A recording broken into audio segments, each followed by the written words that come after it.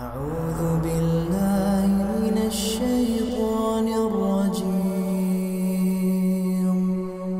بسم الله الرحمن الرحيم بسم الله الرحمن الرحيم السلام عليكم ورحمة الله وبركاته إن الحمد لله نحمده ونستعينه ونستغفره ونعوذ بالله من شرور أنفسنا ومن سيئات أعمالنا من يهده الله فلا مضل له ومن يضلل فلا هادي له وأشهد أن لا إله إلا الله وحده لا شريك له وأشهد أن محمدا عبده ورسوله لا نبي ولا رسول بعده يا أيها الذين آمنوا اتقوا الله حق تقاته ولا تموتن إلا وأنتم مسلمون يا أيها الناس اتقوا ربكم الذي خلقكم من نفس واحدة وخلق منها زوجها وبث منهما رجالا كثيرا ونساء واتقوا الله الذي تساءلون به والأرحام إن الله كان عليكم رقيبا يا أيها الذين آمنوا اتقوا الله وقولوا قولا سديدا يصلح لكم أعمالكم ويغفر لكم ذنوبكم ومن يطع الله ورسوله فقد فاز فوزا عظيما أما بعد فإن أصدق الحديث كتاب الله وخير الهدي هدي نبينا محمد صلى الله عليه وسلم وشر الأمور محدثاتها فإن كل محدثة بدعة وكل بدعة ضلالة وكل ضلالة في النار. Masyarul muslimin jamaah salat subuh yang semoga kita selalu dalam lindungan dan penjagaan Allah Subhanahu wa taala. Alhamdulillah, kita bersyukur pada Allah Subhanahu wa taala atas limpahan karunia yang begitu besar, yang begitu banyak yang Allah berikan kepada kita. Alhamdulillah, pada pagi yang berbahagia ini kita gunakan nikmat tersebut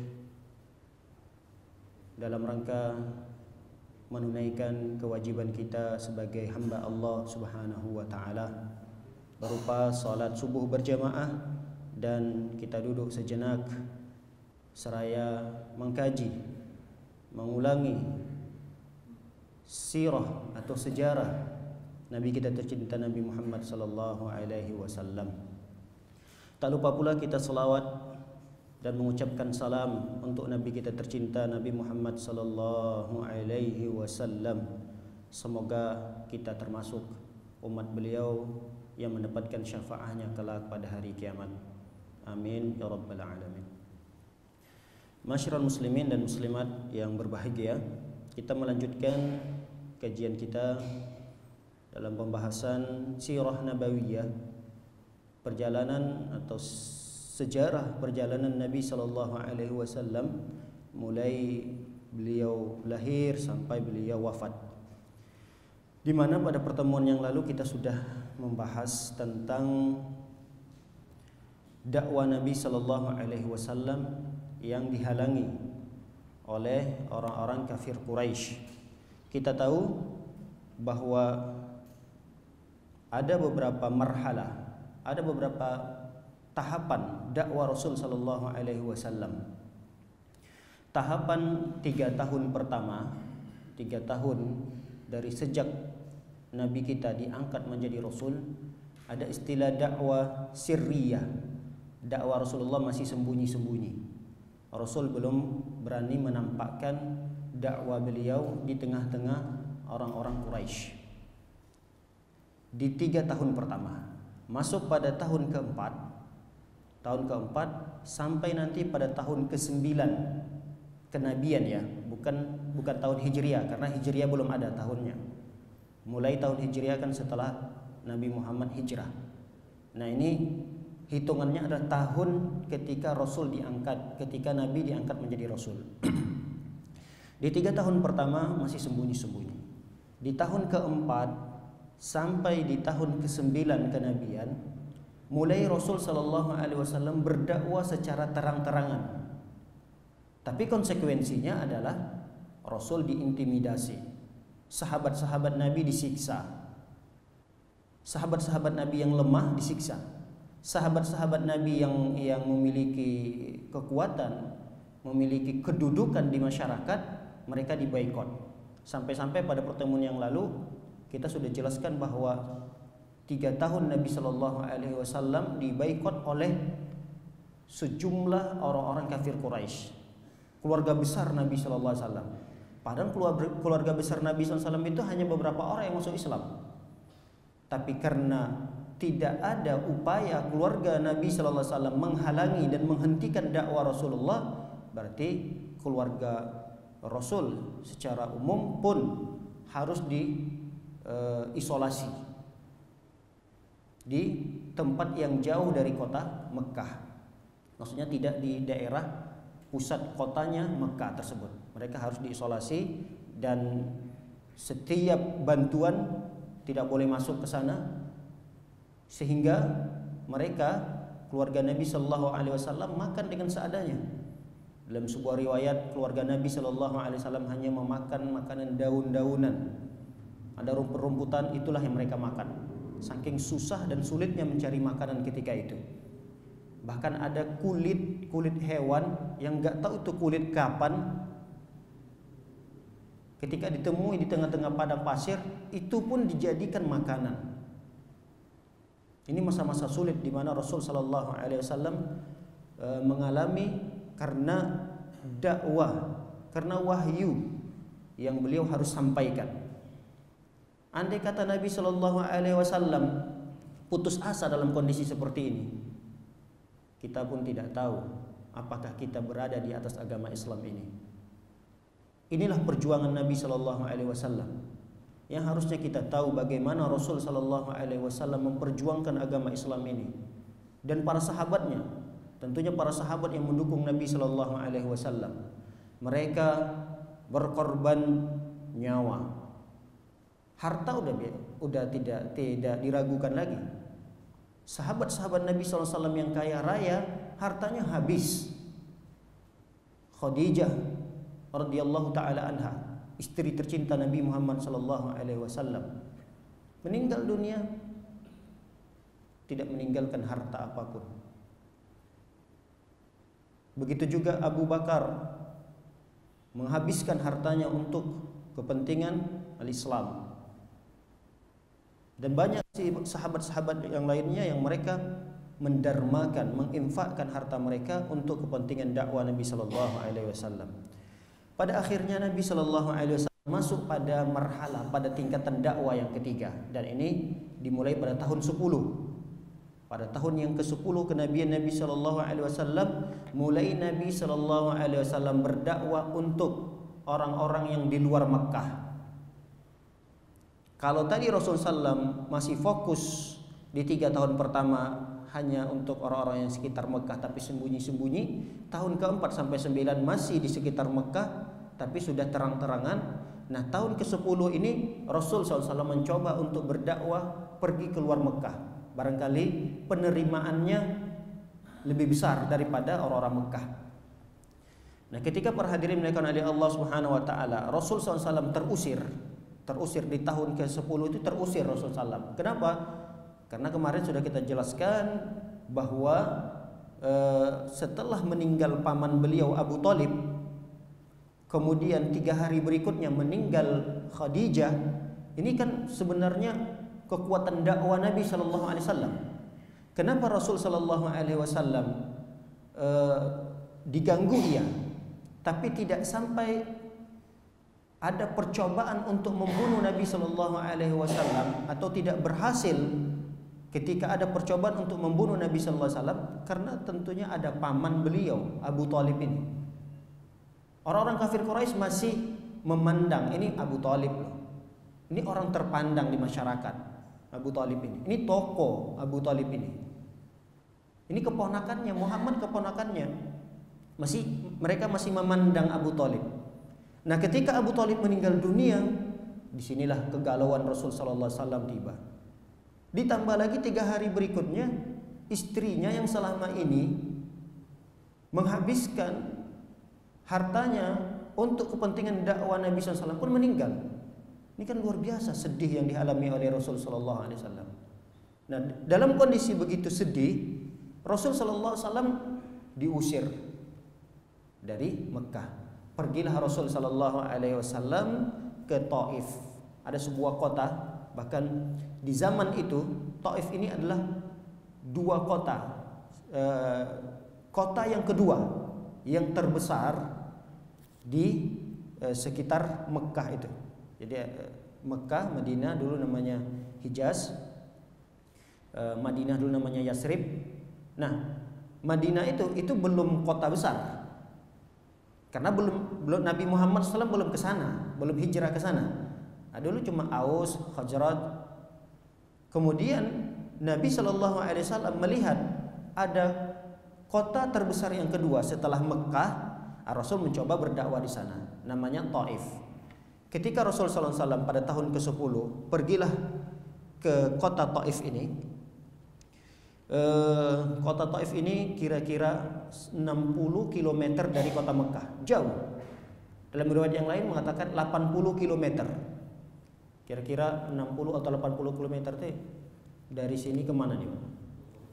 Bogor ya? Bogor Puncak atau Bogor mana? Hah? Jakarta Kerawang. Kalau pakai mobil berapa jam? Tergantung ya kalau macet. Kalau normal. Mungkin 2 jam. 2 jam nyampe. Rasul sallallahu alaihi wasallam perjalanan 60 km itu, atau dalam riwayat yang 80 km itu jalan kaki. Jangan bayangkan jalan kakinya itu seperti jalan kakinya kita pagi-pagi hari, masih segar udaranya. Kalau di siang hari mungkin kita masih bisa berteduh di pepohonan yang rindang. Ini di padang pasir. Luar biasa. Kalau musim panas, kalau kita tanpa alas kaki, itu kaki kita nggak bisa menempuh jalan itu saking panasnya. Cobalah kalau kita jalan di tengah hari tanpa alas kaki, dan itu ya jalannya penuh dengan pepasiran. Mungkin kaki kita nggak bisa menginjak batu-batu dan pepasiran yang begitu panas itu. Itulah yang dilakukan oleh Rasul sallallahu alaihi wasallam ditemani oleh anak angkat beliau, namanya Zaid bin Harithah. Zaid bin Harithah ini anak angkat Nabi sallallahu alaihi wasallam. Dulunya ini adalah hamba sahaya Nabi sallallahu alaihi wasallam. Beliau berdua datang. Nah, ketika sampai di kota Taif, lihat apa yang pertama sekali dilakukan oleh Rasulullah. Beliau tentu berdakwah, dan kepada siapa? Kepada 3 pembesar orang-orang Taif. Ini yang biasa dilakukan oleh Rasulullah. Rasul seringkali kalau mau berdakwah beliau mulai orang-orang terbesarnya. Kenapa? Kalau orang-orang terbesarnya sudah dipegang oleh Rasulullah, yang kecil-kecil pengikut-pengikutnya atau kaumnya atau rakyat-rakyatnya itu akan mudah ikut. Makanya ketika Rasul SAW sampai di kota Taif, Rasul menemui 3 tokoh besar. 3 tokoh besar di Taif tersebut. Nama mereka adalah, pertama Abdullah Yalail, kemudian yang kedua Mas'ud, yang ketiga Habib. Ini 3 tokoh besar tersebut. Nah, ketika Rasul SAW mempresentasikanlah, bahasa kita menawarkan Islam, menjelaskan tentang Islam, apa penerimaan mereka terhadap dakwah Nabi SAW? Tidak ada satupun yang menerima. Yang pertama, Abdullah Yalail tadi, ketika ditawarkan Islam, datang Rasulullah SAW kepada Abdullah Yalail. Kata beliau setelah dipaparkan oleh Rasulullah penjelasan tentang Islam, beliau mengatakan, huwa yamrutu thiyabal Ka'bah. Itu Muhammad yang datang tadi berdakwah.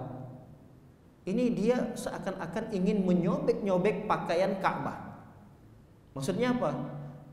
Ini ajaran yang dibawa oleh Muhammad ini adalah ajaran seakan-akan menghancurkan ajaran nenek moyangnya Muhammad yang beliau lahir di sana.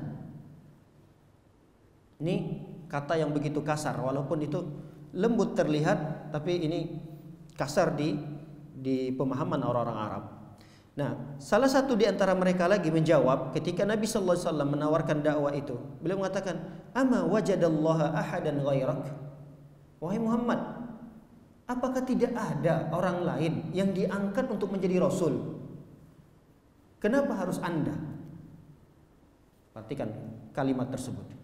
Andai kata kalimat itu disampaikan kepada kita di saat kita sudah selesai berupaya untuk menjelaskan sesuatu, terus komentar orang yang mendengarkan penjelasan kita itu, dia katakan, apa nggak ada orang lain yang menjelaskan ini? Gimana perasaan kita? Misal ada seorang ustadz, kemudian telah menjelaskan, selesai pelajarannya, apa komentar misalnya salah satu jamaahnya? Dia katakan, apa nggak ada ustadz lain? Kenapa harus ustadz itu?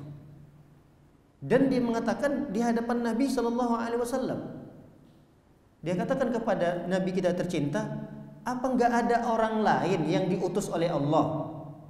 Kenapa kau? Nabi SAW dikatakan seperti itu. Ini penerimaan orang yang kedua. Orang yang ketiga yang bernama Habib tadi mengatakan, wallahi la ukallimuka abadan. Setelah mendengar penjelasan Nabi SAW, beliau langsung berkomentar, mulai hari ini aku tidak akan mengajak engkau berbicara lagi. Aku tidak akan berbicara lagi denganmu. Artinya udah stop. Komunikasi kita selesai. Nah, tiga pembesar tadi intinya tidak ada yang menerima dakwah Nabi Shallallahu Alaihi Wasallam. Namun Nabi Shallallahu Alaihi Wasallam berpesan kepada mereka bertiga, tolong pertemuan kita ini dirahasiakan, jangan disebarkan kemana-mana.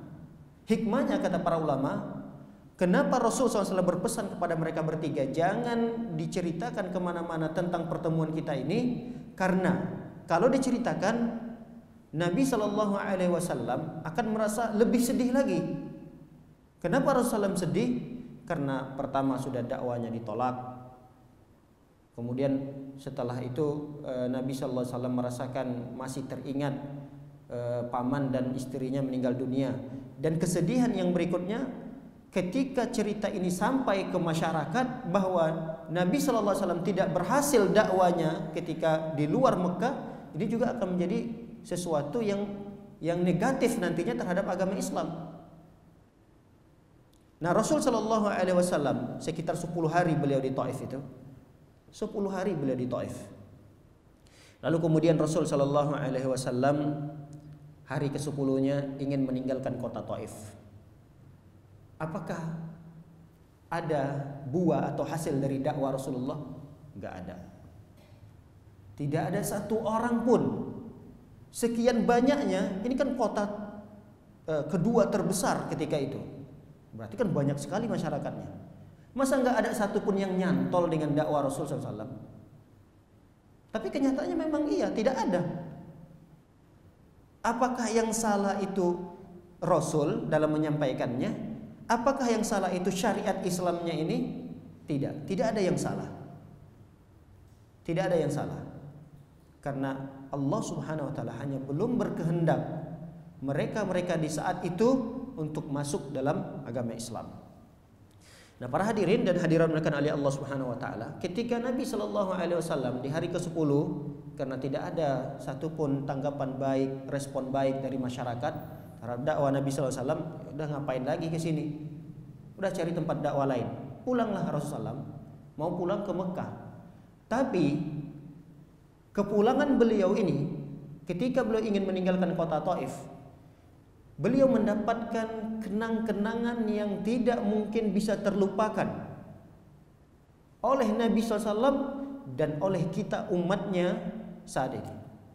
Apa oleh-oleh, apa kenang-kenangan, apa kesan yang sampai saat ini tidak bisa kita lupakan yang terjadi pada Nabi SAW tatkala ingin meninggalkan kota Taif. Ketika itu orang-orang berkumpul bukan menyambut dan melepaskan kepergian Rasulullah, tidak, tapi mereka berkumpul untuk menghina, mencaci Nabi SAW. Bahkan di ujung gerbang, ini anggaplah misalnya gerbang keluar dari kota Taif, semua orang-orang menjadikan jalan itu kiri kanannya dibikin saf gitu, kiri dan kanan menghadap ke Nabi sallallahu alaihi wasallam. Nanti Nabi sallallahu alaihi wasallam melewati jalan di tengah-tengah dengan budaknya tadi Zaid bin Harithah. Seakan-akan itu terlihat indah, disambut, dilepaskan kepergian Nabi oleh dua saf berbaris. Ternyata itu adalah anak-anak dan hamba sahaya yang di tangan mereka sudah ada batu-batu kerikil. Yang batu tersebut akan dilemparkan kepada Nabi sallallahu alaihi wasallam. Bayangkan, sebegitu banyaknya orang yang sudah berbaris dua saf di kiri dan kanan Nabi sallallahu alaihi wasallam ketika Rasulullah akan melewati jalan itu, dan masing-masing mereka memegang batu kerikil. Rasul sallallahu ketika lewat itu batu kerikil dilempari. Bisa kita bayangkan seperti apa kondisi Nabi sallallahu alaihi wasallam. Sampai-sampai diceritakan bahwa Nabi sallallahu alaihi wasallam mengalami luka-luka yang mengeluarkan darah ketika itu, sampai sendal Nabi sallallahu alaihi wasallam dibasahi oleh darah Nabi kita tercinta Nabi Muhammad sallallahu alaihi wasallam. Bahkan Zaid bin Harithah ini mencoba untuk melindungi Nabi sallallahu alaihi wasallam. Ketika ada batu yang dilemparkan ke arah kiri sallallahu, langsung Zaid bin Harithah menjadikan dirinya sebagai tameng. Ketika ada batu dari sana, Zaid bin Harithah pindah lagi. Sehingga diceritakan Zaid bin Harithah terluka kepalanya. Bukan 1, 2, 3 luka ya. Luka yang begitu besar, luka yang begitu banyak yang dialami oleh Zaid bin Harithah untuk melindungi Nabi sallallahu alaihi wasallam. Bayangkan, dalam kondisi seperti itu Nabi sallallahu alaihi wasallam. Akhirnya Nabi sallallahu alaihi wasallam berdoa setelah Rasul sallallahu mengalami rasa sedih yang begitu besar. Kemudian Rasul sallallahu mengucapkan, Allahumma ilaika ashku dha'fa quwwati. Ya Allah, hanya kepadamu aku mengadukan lemahnya kekuatanku. Gak ada ternyata apa-apa pada diriku. Wa qillata hilati. Aku tidak punya strategi dalam berdakwah. Ya inilah kemampuanku ya Allah. Wa hawani 'alan nas. Lemahnya aku di hadapan manusia. Ya Arhamar Rahimin. Engkaulah Rabb yang Maha Pengasih dan Engkaulah Rabb yang pengasih dan penyayang. Anta Rabbul Mustada'afin. Engkau adalah Rabb orang-orang yang lemah. Wa anta Rabbi. Engkau adalah Tuhanku. Ila man takilluni. Kepada siapa lagi Engkau akan sandarkan aku? Kepada siapa lagi aku harus bergantungkan diri? Ila ba'idin yatahajjamuni. Apakah kepada orang yang jauh yang akan menyerangku? Am ila aduwin malaktuhu amri. Atau aku harus menggantungkan perkaraku ini kepada musuhku? Illam yakun bika alayya ghadabun fala ubali. Andai kata semua orang manusia ini membenciku, mengutukku, mencercaku, aku tidak peduli, yang penting engkau ridho padaku. Walakin afiyatuka hiya awsa'li. Akan tetapi afiyah, keselamatan darimu ya Allah, itu yang lebih kuutamakan. Adapun keselamatan, terancamnya keselamatan Rasul sallallahu alaihi wasallam dunia, sama sekali itu tidak menjadi hal yang diperdulikan oleh Nabi sallallahu alaihi wasallam. Baik, para hadirin yang dimuliakan oleh Allah Subhanahu wa taala. Ketika itu Rasulullah SAW dalam kondisi luka-luka, perlu istirahat, perlu tempat untuk bernaung. Adalah satu tempat yang Rasul sallallahu alaihi wasallam bernaung di sana, yang dimiliki oleh Utbah dan Syaibah. Nah, Utbah bin Syaibah ini melihat kondisi Rasulullah, ternyata dia memiliki rasa iba juga. Artinya sekejam-kejam apapun orang, ketika melihat seseorang yang dalam kondisi terluka parah seperti ini, dia ternyata memiliki simpatik juga, kasihan, iba melihat kondisi Nabi SAW. Tapi gengsi, mau menolong langsung. Akhirnya dia suruhlah pembantunya, budaknya, namanya Addas. Ini hamba sahaya daripada Utbah dan Syaibah tadi. Addas ini diperintahkanlah untuk membawa sedikit makanan. untuk Nabi Shallallahu Alaihi Wasallam ketika itu yang beristirahat di salah satu ya pepondokan lah, rumah kecil. Dia lihat Rasulullah SAW, ternyata itu milik Utbah dan Syaibah. Tatkala Rasulullah SAW disajikan, dihidangkan beberapa butir korma dan anggur ketika itu, Rasulullah SAW mengambilnya. Sebelum Rasul memakannya, Rasul membaca Bismillah. Ternyata itu diperhatikan oleh Addas ini, Bismillah. Nah, tatkala Addas mendengarkan itu, beliau bertanya, "In hadzal kalama yaquluhu ahlu hazihil bilad." Ucapan ini tidak pernah saya dengar diucapkan oleh penduduk kota ini, kota Taif maksudnya. Enggak pernah ada satupun orang yang mengucapkan Bismillah ini. Nabi Shallallahu Alaihi Wasallam berkata kepada Addas itu, "Min ayyi biladil anta?" Kamu berasal dari mana? "Wa ma dinuka?" Apa agamamu? Kata Nabi SAW, "Ana nasraniyun min ahli Nainawah." Saya agamanya Nasrani, Kristen. Saya dari Nainawah. Lalu Nabi SAW mengatakan, "Min qaryatir rajulis salih Yunus bin Matta." Oh, kota itu saya tahu, kata Nabi SAW. Kota itu adalah kota seorang laki-laki yang soleh, namanya Yunus. Nabi, seorang Rasul juga, namanya Yunus. Qala lahu, lalu si Addas tadi mengatakan, "Wa ma yudrika ma Yunus ibnu Matta?" Kok kamu tahu tentang Yunus? Qala Rasul sallallahu alaihi wasallam, Nabi SAW mengatakan, "Dzaka akhi." Yunus itu adalah saudaraku.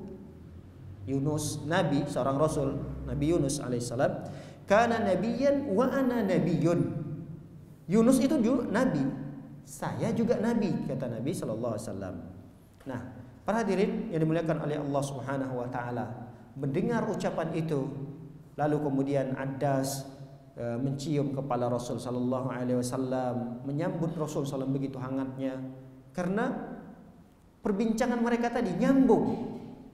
Addas ini sebenarnya bukan orang berpendidikan, karena dia hamba sahaya, dia pembantu yang disuruh oleh tuannya untuk membawa makanan kepada Nabi sallallahu alaihi wasallam. Tapi karena ada pembicaraan di antara mereka yang menyambung dan membuat Addas ini tertarik dengan dakwah Nabi sallallahu alaihi wasallam, akhirnya Addas pun masuk Islam. Inilah keberhasilan dakwah Nabi sallallahu alaihi wasallam ketika Taif. Cuma satu ini, Addas ini. Itu pun bukan siapa-siapa di tengah masyarakat. Cuma hamba sahaya atau pembantu lah bahasa kita. Nah, kemudian ketika Addas ini pulang ke tuannya udah tahu nih, udah terlihat tanda-tanda Addas ini kok udah beda nih setelah ketemu dengan Muhammad tadi. Lalu kemudian tuannya mengatakan, "Amma ghulamuka faqad afsadahu 'alaika." Ini hamba kamu ini sudah merusak agamanya sendiri. Artinya karena dia masuk Islam. Falamma jaa Addas qala lahu. Lalu tuannya mengatakan, "Waihak, ma haza?" Celaka kamu wahai Addas. Apa yang kamu lakukan ini?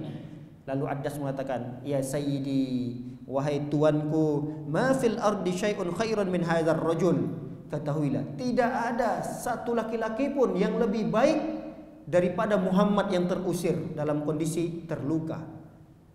Tidak ada satu orang pun yang terbaik di muka bumi di zaman itu. Di zaman maksudnya diceritakan oleh Addas itu, kecuali Muhammad itu. Tersinggung dong tuannya. Dia yang sudah dihidupkan oleh tuannya, artinya biaya hidupnya, keluarganya si Addas ini kan si tuannya, karena ada tuannya ini, majikannya ini. Tapi dia katakan di hadapan majikannya, tidak ada orang yang terbaik, yang mulia di muka bumi ini kecuali Muhammad itu. Laqad akhbarani bi amrin la ya'lamuhu illa nabi. Dan dia telah mengabarkan, menceritakan kepadaku suatu perkara yang tidak akan mungkin diketahui kecuali Nabi. Saya yakin sekali adalah Nabi. Qala lahu waihak ya Addas. Tuannya juga mengatakan sekali lagi, celaka kamu wahai Addas. Binasa kamu, terkutuk kamu wahai Addas. La yasrifannaka an dinika. Jangan kamu berpaling dari agamamu. Fa inna dinaka khairun min dinihi. Karena agamamu ini udah lebih baik daripada agama Muhammad itu. Kemudian Nabi Shallallahu Alaihi Wasallam pulang lagi untuk pergi menuju kota Mekah. Pulang, yang perjalanan tadi 60 km. Nah, ketika Nabi Shallallahu Alaihi Wasallam berdakwah 10 hari, cuma nampak, itu pun belum tahu hasilnya. Nabi belum tahu hasilnya apakah Adas ini akan masuk Islam dan mempertahankan keislamannya, itu Rasul tidak tahu. Nah, dalam ketidaktahuan Nabi Shallallahu Alaihi Wasallam, Rasul berjalan dalam kondisi sedih. Sampai-sampai Rasulullah SAW itu hilang konsentrasi berjalannya. Tiba-tiba udah sampai aja nanti mau ke kota Mekah. Kayak orang linglung lah bahasa kita. Mohon maaf, kita tidak mengatakan Nabi SAW linglung, tapi gimana ya bahasanya? Saya nggak tahu juga bahasa Indonesianya. Ketika seseorang dalam kondisi tidak konsentrasi, itu apa namanya? Ada dalam kondisi kadang kita misalnya nyetir atau mungkin di atas kendaraan, karena pikiran kita yang begitu banyak, apa nama bahasanya itu? Apa namanya itu? Linglung atau apa? Bukan linglung, apa namanya? Hah? Blank ya, blank. Mohon maaf. Takutnya saya salah, masa saya mengatakan Nabi linglung, kan nggak mungkin. Waliyahzubillah. Artinya udah ngeblank lah. Saking sedihnya Nabi SAW dalam kondisi terluka, Rasulullah SAW berjalan tanpa disadari ketika itu sudah mau nyampe di kota Mekah. Nah, sebelum Nabi SAW sampai di kota Mekah, Rasul SAW mulailah dihibur oleh Allah Subhanahu Wa Taala dengan beberapa peristiwa. Ada 2 peristiwa yang menjadikan Rasul SAW terhibur dari kesedihannya yang luar biasa tadi. Apa hiburan yang pertama? Hiburan yang pertama adalah tawaran Jibril alaihissalam kepada Nabi SAW agar penduduk Taif itu dihancurkan saja dengan 2 gunung dari Mekah. Ini ada 2 gunung besar di Mekah. Disebutkan di sini nama gunungnya. Ada 2 gunung besar di Mekah itu, namanya Sailul Kabir dan Zaimah. Nah, 2 gunung itu ditawarkan oleh Jibril. Wahai Muhammad, kata Jibril, ini ada 2 malaikat. Ada malaikat gunung, namanya malaikat gunung disebutkan di situ. Andai kata engkau mengizinkan mereka untuk mengangkat 2 gunung besar ini, lalu ditimpakan kepada orang Taif, 2 malaikat ini siap. Lihat bagaimana cara Allah Subhanahu Wa Taala ingin menghibur Nabi kita Muhammad Sallallahu Alaihi Wasallam agar melupakan peristiwa itu. Gimana sih supaya melupakan peristiwa? Kalau memang Rasul ingin bahwa mereka harus dibinasakan, maka Allah akan binasakan mereka dengan mengirimkan malaikat gunung tadi. Fa'ata 'alaika yaumun ashadda 'alaika min yaumi Uhud. Aisyah pernah bertanya, wahai suamiku, apakah ada satu hari yang engkau beradanya lebih berat daripada hari Uhud? Peperangan Uhud kan peperangan yang juga menyedihkan Nabi SAW. Para sahabat Nabi SAW banyak yang gugur. Bahkan paman Nabi SAW meninggal, Hamzah dimutilasi, jantungnya diambil, dimakan oleh Hindun. Ini di peperangan Uhud. Bahkan Nabi SAW terluka, wajah Nabi terluka, gigi beliau jatuh, dan seterusnya. Nabi SAW terluka ketika itu. Ini peristiwa yang sangat berat. Tapi kata Aisyah, ada enggak peristiwa yang lebih berat daripada itu? Kata Rasulullah SAW, ada. Itulah peristiwa ketika Rasulullah berdakwah di Taif. Itu peristiwa yang tidak bisa dilupakan oleh Nabi Shallallahu Alaihi Wasallam. Sampai-sampai Nabi Shallallahu Alaihi Wasallam ditawarkan untuk dibinasakan saja untuk penduduk Taif. Tapi Nabi Shallallahu Alaihi Wasallam tidak ingin itu. Apa jawaban Nabi Shallallahu Alaihi Wasallam dengan tawaran tersebut? Kata Rasulullah, bal arju an yukhrijallahu azza wa jalla min aslabihim man ya'budallah azza wa jalla wahda la yusyriku bihi syai'a. Bahkan aku berharap, kata Rasulullah mengatakan kepada Jibril, aku berharap agar Allah Subhanahu wa taala mengeluarkan dari anak cucu keturunan mereka orang-orang yang akan menyembah Allah dan meninggalkan kesyirikan. Lihat pandangan dakwah Rasulullah SAW. Memang di saat itu belum ada keberhasilan dakwah Rasulullah.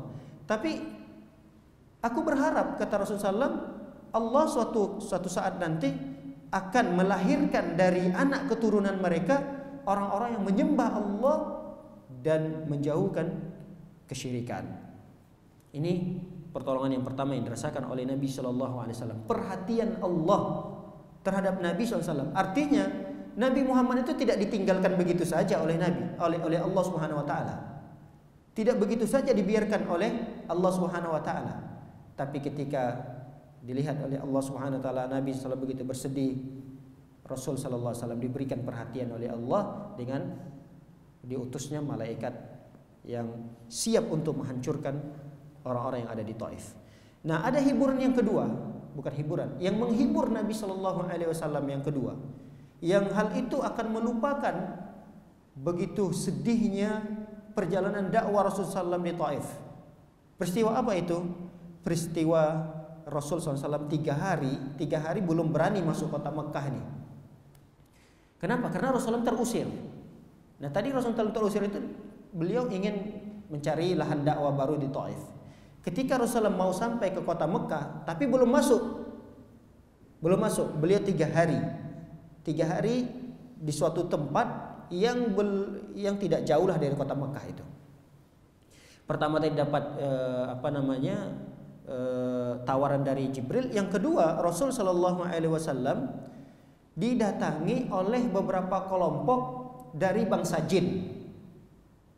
Tapi Rasul tidak tahu. Ini menunjukkan bahwa Rasul SAW tidak tahu perkara yang gaib. Kenapa? Karena Rasul Shallallahu Alaihi Wasallam didatangi oleh beberapa kelompok jin, Rasul tidak tahu. Nah, ini sekarang di zaman kita ada yang lebih hebat dari Nabi. Dia bisa tahu perkara gaib. Dia bisa membaca masa depan orang. Dia bisa tahu ada ini, ada itu, ada di sekitarnya begini dan begitu. Berarti kan lebih hebat dari Nabi. Pakaiannya kadang terlihat pakai sorban, pakai jubah dan seterusnya. Padahal Nabi SAW sendiri tidak tahu perkara yang gaib. Kelompok jin datang untuk belajar agama dengan Nabi SAW. Nabi tidak tahu. Nah, diceritakan dalam sebuah riwayat diceritakan, ba'atsallahu ilaihi nafaran minal jin. Datanglah, Allah datangkan beberapa kelompok dari jin. Dia ini disebutkan dalam Al-Quran. Ada di dua tempat disebutkan oleh Allah Subhanahu Wa Taala dalam Al-Quran. Pertama di surah Al-Ahqaf, kedua di dalam surah Al-Jin. Jadi ada nama salah satu surah di Al-Quran namanya surah Al-Jin. Nah, surah Al-Jin ini adalah salah satu yang mengkisahkan bagaimana sekelompok jin datang untuk mendengarkan bacaan Al-Quran Nabi Sallallahu Alaihi Wasallam. Nabi cuma baca Al-Quran, didengar oleh kelompok-kelompok jin yang ada di sekitar Nabi Sallallahu Alaihi Wasallam. Nah, dalam surah Al-Ahqaf dijelaskan oleh Allah Subhanahu Wa Taala tentang sekelompok jin tersebut. Wa iz sarafna ilaika nafaran minal jin yastami'una al-Qur'an falamma hadaruhu qalu ansitu falamma qudiya wallaw ila qaumihim mundirin. Manakala didatangkan oleh Allah Subhanahu Wa Taala sekelompok dari jin, ngapain mereka? Yastami'una al-Qur'an. Mereka mendengarkan bacaan-bacaan Al-Quran Nabi Sallallahu Alaihi Wasallam. Falamma hadaru, ketika mereka begitu khidmatnya mendengarkan bacaan Quran Nabi SAW, qalu ansitu, diam semuanya. Jadi kita harus fokus nih mendengarkan Al-Quran yang dibacakan oleh Nabi SAW. Falamma qudiya, manakala selesai bacaan Al-Quran Nabi SAW, wallau ila qaumihim mundirin, mereka pun pulang ke kaum-kaum mereka untuk memberikan peringatan. Jadi mereka jin-jin tadi setelah mendapatkan ilmu Al-Quran yang dibacakan oleh Nabi SAW, nah jin ini pulang lagi ke kaumnya, ke kampung halamannya bahasa kita. Kita nggak tahu karena ini masalah gaib, di manakah mereka tinggalnya, di manakah komunitas mereka jin-jin itu. Yang penting dalam Al-Quran dijelaskan bahwa setelah Rasul selesai ini membacakan Al-Quran, mereka pulang untuk menyampaikan Al-Quran itu kepada kaum-kaumnya. Mereka para jin berkata, qalu ya qaumana, wahai kaum kami, inna sami'na kitaban unzila min ba'di Musa musaddiqan lima baina yadayhi yahdi ilal haqqi wa ila tariqin mustaqim. Wahai kaumku, wahai kaum kami, kata jin, sesungguhnya kami mendengarkan kitab, maksudnya Al-Quran, unzila min ba'di Musa, kitab ini diturunkan setelah Nabi Musa, musaddiqan lima baina yadayhi, kitab ini juga membenarkan kitab yang dibawa oleh Nabi Musa.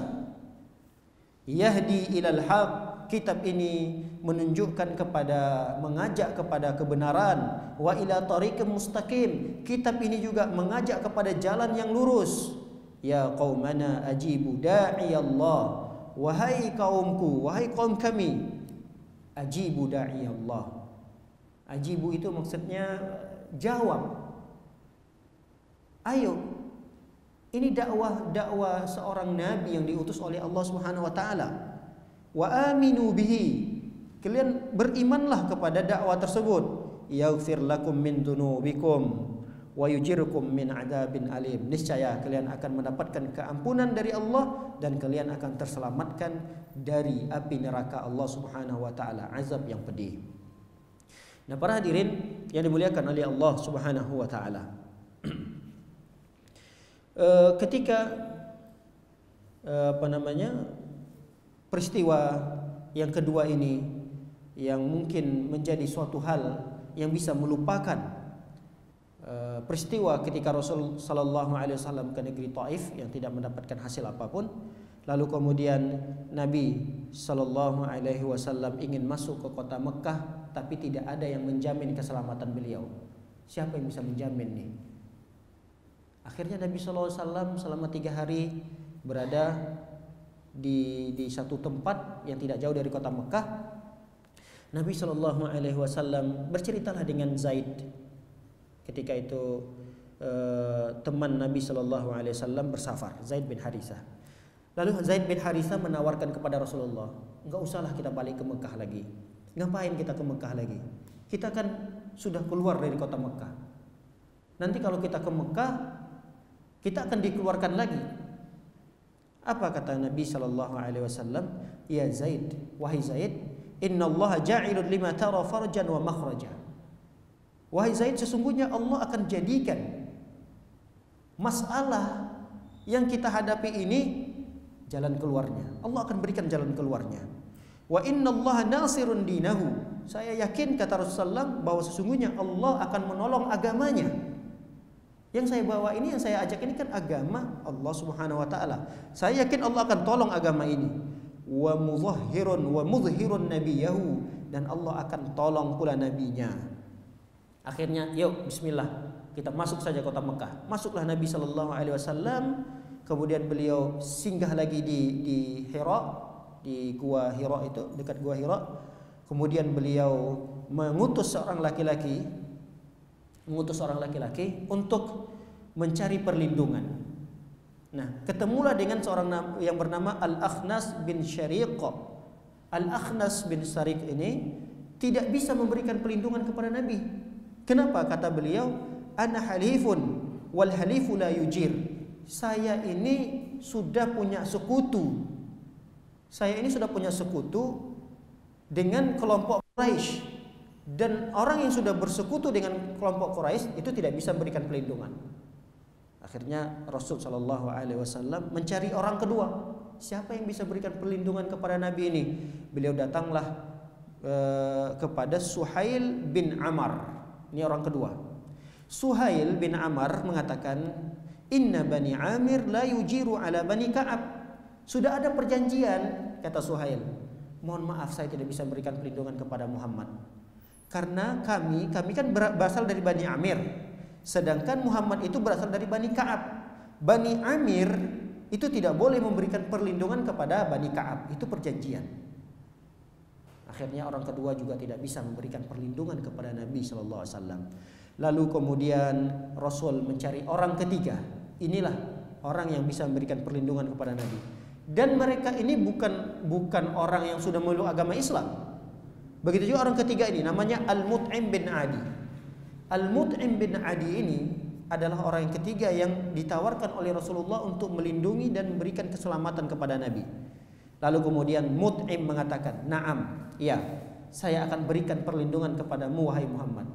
Ingat, garis bawahi bahwa Mut'im ini belum menerima dakwah Rasulullah, belum masuk Islam.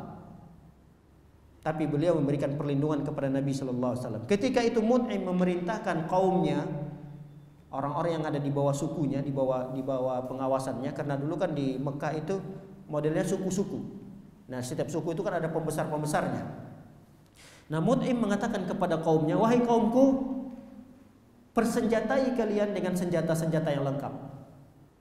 Jadi semua kaum Mut'im ketika itu mempersenjatai diri mereka masing-masing dengan senjata yang lengkap untuk mengawal Nabi SAW bisa masuk ke Mekah.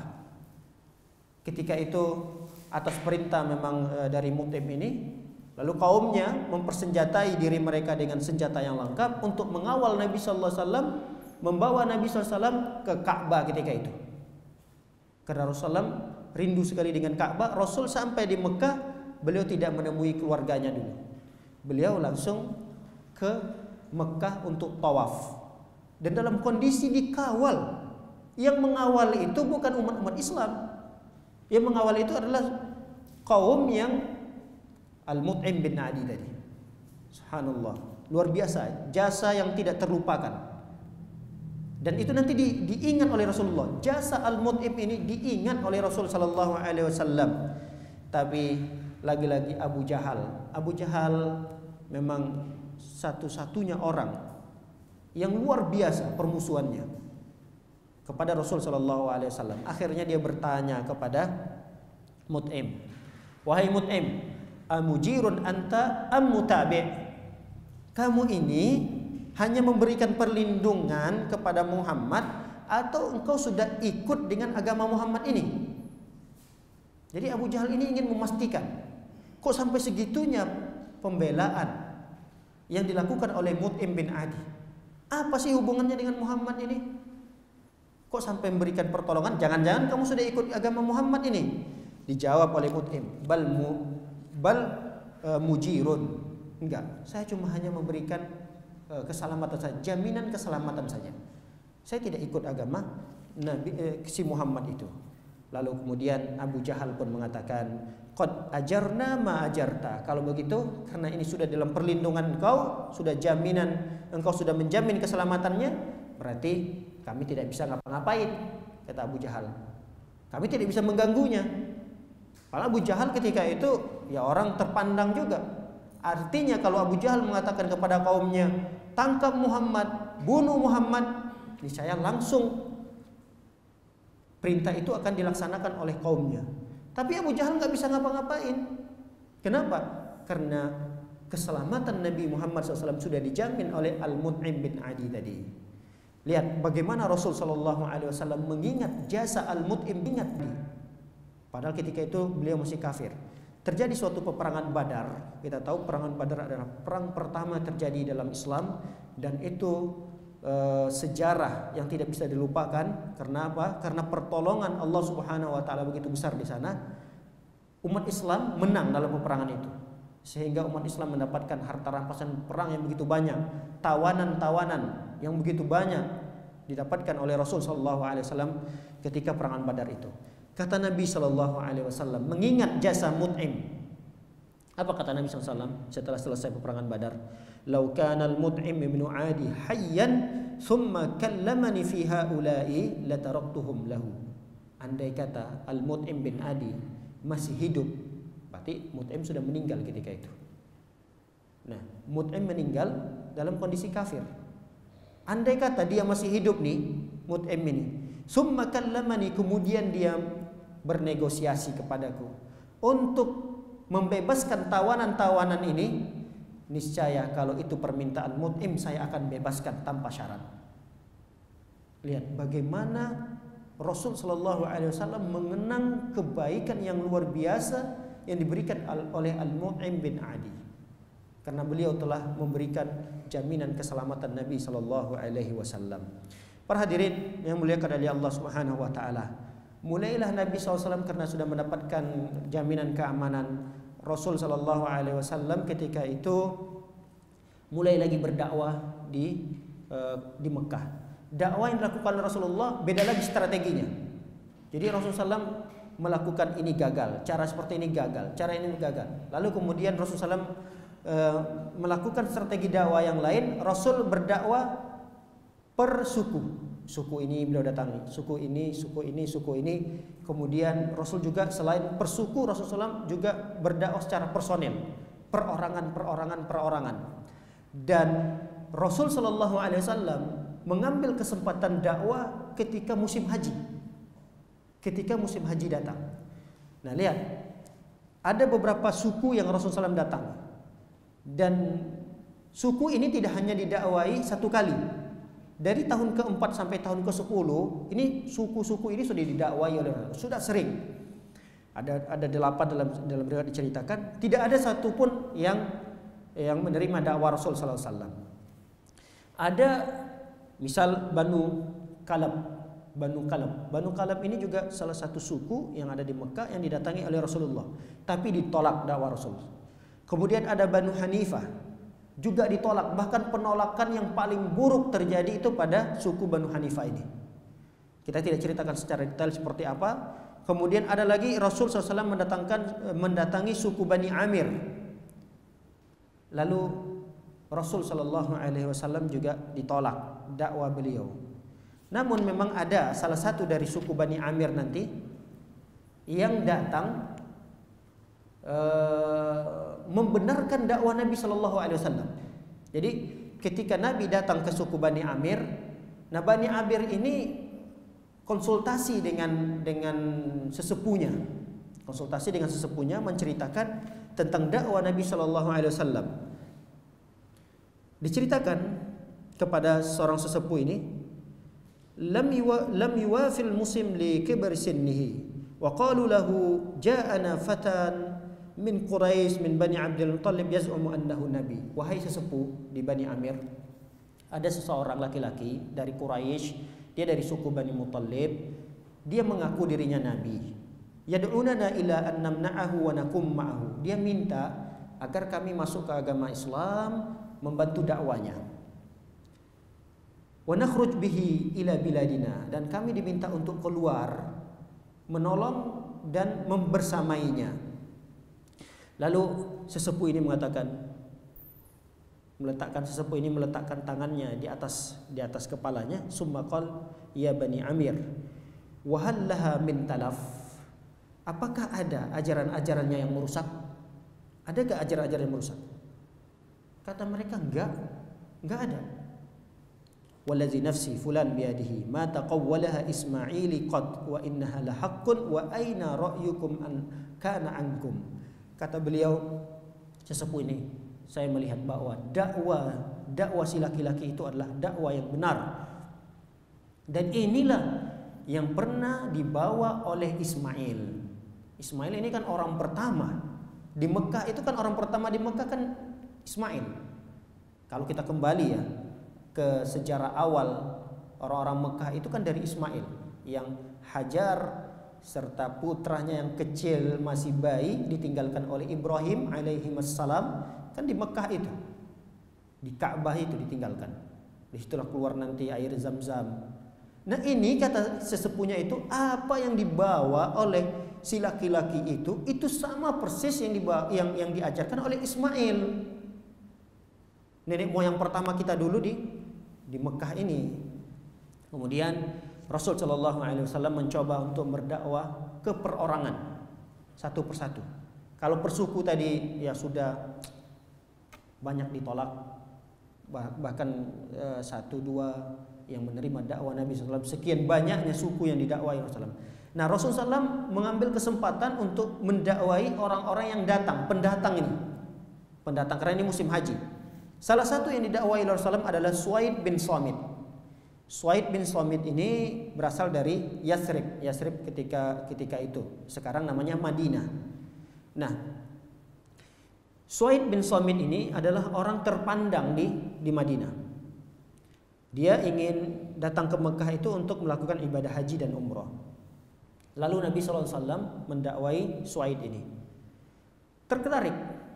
Ada ketertarikan Suaid bin Samit melihat penjelasan Nabi SAW, Al-Quran yang dibacakan, ini luar biasa, menyentuh. Akhirnya Suaid bin Samit ini pun masuk Islam. Pulanglah nanti ke Madinah. Kemudian orang kedua namanya Iyas bin Mu'az. Iyas bin Mu'az ini juga berasal dari Madinah. Sebenarnya kedatangan beliau ke Mekah itu untuk mencari sekutu, karena ada peperangan yang besar antara suku Aus dan Khazraj. Khazraj dan Aus ini dua suku besar di Madinah yang sering berperang. Nah, tapi Aus ini, suku Aus jumlahnya lebih sedikit daripada Khazraj. Carilah kelompok sekutu supaya bisa gabung dengan Aus. Mintalah dengan orang-orang Mekah ketika itu. Ketika datangnya ke Mekah, bertemu dengan Nabi Muhammad SAW, didakwai lagi oleh Nabi SAW.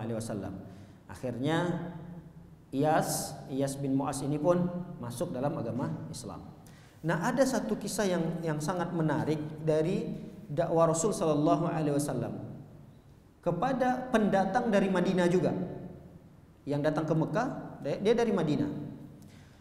Beliau mendapatkan informasi ini sebenarnya dari dua temannya yang sudah menemui Muhammad tadi. Yang pertama Suaid, yang kedua Iyas. Suaid tadi, kemudian Iyas. Nah, beliau mendapatkan informasi tentang Muhammad ini dari mereka berdua. Karena beliau tidak puas dengan informasi itu, akhirnya dia utus saudaranya, saudara kandungnya. Dia utus untuk bertemu dengan si laki-laki itu. Siapa si laki-laki itu? Gali informasi sebanyak-banyaknya dari laki-laki itu yang mengaku dirinya Nabi.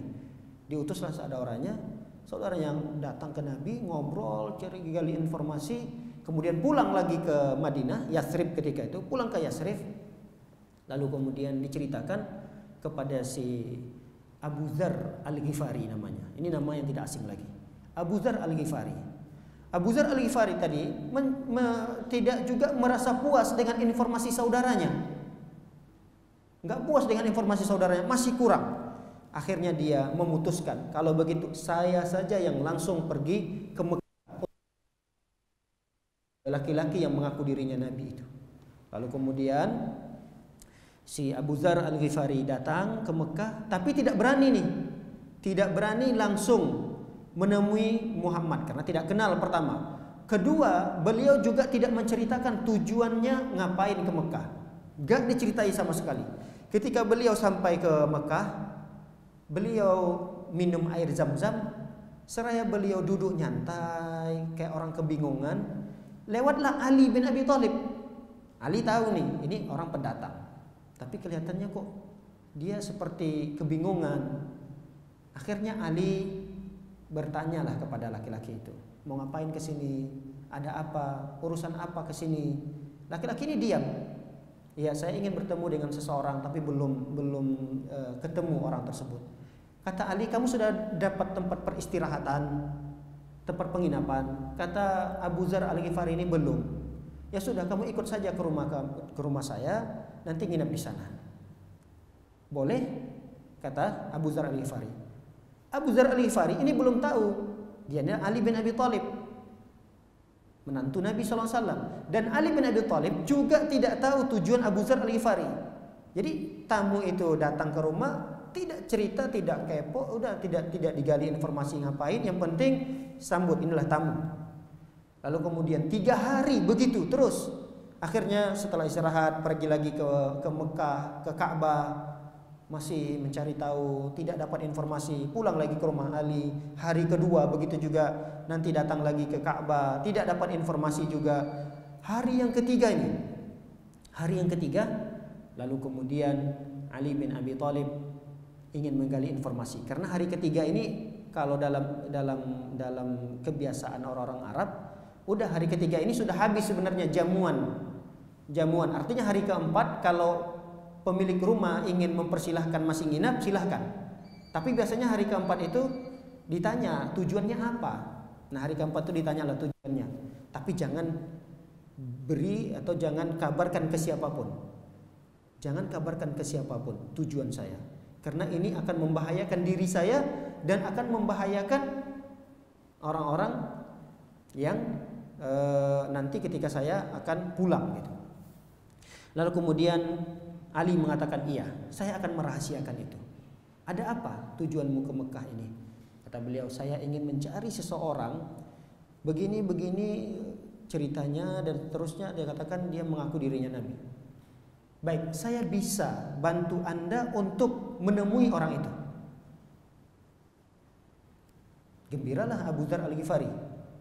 Tapi kata Ali bin Abi Thalib, dengan ikuti aba-aba dari saya. Kata Ali, nanti engkau ikuti saya dari belakang.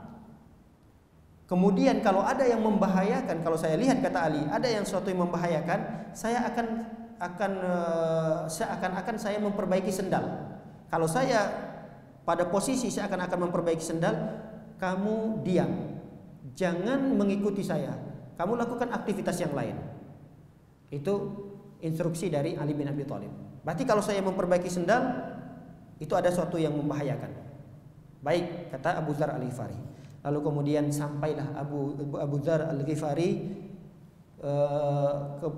ke hadapan Nabi Sallallahu Alaihi Wasallam, dan beliau menggali informasi yang begitu banyak dan dari Nabi Sallallahu Alaihi Wasallam. Kemudian lihat, setelah beliau bertemu dengan Nabi Sallallahu Alaihi Wasallam dan masuk Islam langsung ketika itu, apa yang dilakukan oleh Abu Dzar Al-Ghifari, dan perlakuan beliau ini di luar daripada apa yang telah dia rencanakan tadi. Apa kata para ulama meriwayatkan cerita tersebut? Setelah beliau mengatakan asyhadu alla ilaha illallah wa anna muhammadar rasulullah, beliau ketika itu keluar dan beliau menuju Ka'bah memanggil orang-orang Quraisy. Kata beliau, inni asyhadu alla ilaha illallah wa asyhadu anna muhammadan abduhu wa rasuluh. Ini di hadapan orang-orang Quraisy yang tadinya beliau takut agar diketahui oleh orang-orang Quraisy pertemuannya dengan Muhammad. Setelah beliau bersyahadat, lihat, tiba-tiba keberanian yang luar biasa pada diri beliau muncul. Setelah bersyahadat, beliau datang ke Ka'bah memanggil orang-orang Quraisy. Wahai orang-orang Quraisy. Beliau teriak seperti itu. Wahai orang-orang Quraisy, ketahuilah bahwa aku bersaksi la ilaha illallah dan aku bersaksi Muhammad Rasulullah. Lihat apa yang dilakukan oleh orang-orang Quraisy ketika itu. Kata orang-orang Quraisy, "Qumu ila hadzas sabi." Ayo tangkap, siksa, pukul ini sobi. Sobi itu istilah yang digunakan oleh orang-orang Quraisy ketika meninggalkan agama mereka. Kalau Islam namanya murtad, kalau mereka namanya sobi. Tangkap si sobi ini, dia telah murtad dari agama nenek moyang kita. Bunuh mereka. Lalu diceritakan di situ, hampir ya dikeroyok, hampir mau tewas lah si Abu Dzar Al-Ghifari ini karena dikeroyok, dipukul, ditinju, ditendang. Bayangkan dia sendiri ketika itu melihat kejadian ini. Ada paman Nabi SAW namanya Al-Abbas. Al-Abbas inilah karena sudah kenal dengan Abu Dzar Al-Ghifari ini menghentikan pengeroyokan tadi. Beliau dorong sana, dorong sini untuk menyelamatkan Abu Dzar Al-Ghifari. Beliau seraya berucap, Al-Abbas, paman Nabi sallallahu alaihi wasallam. Apa kata beliau? Wailakum taqtuluna rajulan min Ghifar. Wahai orang Quraisy, celaka kalian. Apakah kalian ingin membunuh seorang laki-laki dari Ghifar? Ghifar makanya Al-Ghifari beliau. Seorang laki-laki dari Ghifar ingin kalian bunuh, celaka kalian. Kalian gak kenal siapa ini Abu Dzar Al-Ghifari. Beliau ini adalah matjarukum wa marrukum ala Ghifar. Ini adalah pasar kalian. Artinya kalian kan orang Mekah, pekerjaan kalian kan berdagang. Nah, salah satu pasar tempat kalian berdagang itu di Ghifar ini. Dan salah satu tempat kalau kalian mau lewat, mau berdagang, dan jalan yang kalian lewati itu adalah jalan Ghifar ini. Pertama kalian lewat di sana. Kedua, pasar perdagangan kalian itu ada di Ghifar.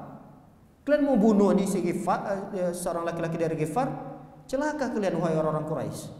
Akhirnya orang-orang Quraisy berhenti karena ucapan Abbas tadi. Berhenti. Kemudian si Abu Dzar Al-Ghifari ini dibawa, diobatin. Lalu kemudian keesokan harinya lakukan lagi hal yang sama. Subhanallah. Tanpa ada rasa takut terhadap keancaman keselamatan dan nyawanya. Beliau udah lupa dengan itu semua. Saking senangnya dan saking inginnya menyebarkan bahwa agama Muhammad ini adalah agama yang benar. Di hari kedua beliau melakukan itu lagi. Beliau datang ke Ka'bah seraya berteriak memanggil orang-orang Quraisy, "Wahai orang-orang Quraisy, ketahuilah bahwa saya sudah mengucapkan 2 kalimat syahadat." Karena ucapan itu adalah ucapan yang sangat sensitif di telinga orang-orang Quraisy. Orang-orang Quraisy sekali lagi memerintahkan Tangkap orang ini, pukuli dia, bunuh dia. Ditangkap lagi, ada percobaan untuk membunuhnya, datang lagi Al-Abbas untuk menghentikannya. Wahai orang-orang Quraisy, celaka kalian. Apakah kalian akan membunuh seorang laki-laki dari Ghifar? Diulangi lagi kata-kata itu. Ini tempat dagang kalian di sini, tempat cari makan kalian. Kalian akan lewat di sana. Bagaimana nanti kondisi orang-orang Mekah kalau kalian membunuh seorang laki-laki dari Ghifar ini? Tentu mereka tidak akan meninggalkan dan tidak akan melepaskan kalian begitu saja. Karena dulu kan kesukuan orang-orang Arab itu kan begitu besar. Fanatik kesukuan itu. Kalau ada satu orang dari sukunya tersakiti, itu berarti menyakiti orang-orang yang ada di suku itu seluruhannya. Itu kan suatu keyakinan mereka dulu pada, bukan mereka, ya kita juga begitu barangkali. Kita kalau misalnya dari satu suku sama kita dijelek-jelekin, kita juga yang satu suku mungkin akan merasa tersinggung gitu. Nah, orang Arab lebih daripada itu yang kita rasakan. Lalu kemudian hari ketiga, hari keempat, dan begitu seterusnya dilakukan oleh Abu Dzar Al-Ghifari. Ini